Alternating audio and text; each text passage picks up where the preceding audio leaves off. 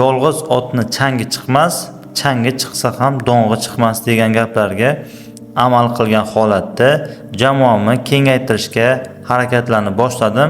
Jamoa nimaga muhim? Men sizlarga buni oddiy tilda tushuntirib beraman. Masalan, O'zbekistonning eng taniqli tadbirkorlaridan biri bo'lgan Jahongir Ortiqxo'jayevni multi biznesmen desa ham bo'ladi, sababi u insonda juda ham ko'p bizneslari bor. Crafers, Artel, Akfa Group va boshqa bir nechta kompaniyalar. Jahongir Ortiqxo'jayevni liderlik qobiliyatlariga men tan beraman, sababi u inson har bitta biznesini o'zini bolasidek ko'radi, lekin o'sha bolalarni baribir kimgadir topshiradi.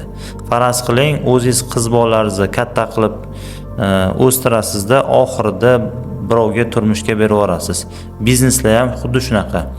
Lekin u inson o'sha komandasiga ishongani uchun va o'sha insonlarga biznesini ishonib topshirganligi uchun mana bugungi kunda juda ham katta tadbirkorga aylandi.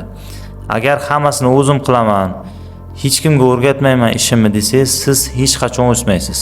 Qachon siz insonlarga ochiq bo'lasiz, qachon siz yangi o'sishlarga, yangi marralarga ochiq bo'lasiz, shundagina rivojlanasiz. Buning uchun sizga albatta kuchli jamoa kerak bo'ladi. Jamoani o'rni muhim va jamoadagi har bitta xodimning o'sishi bu liderga bog'liq.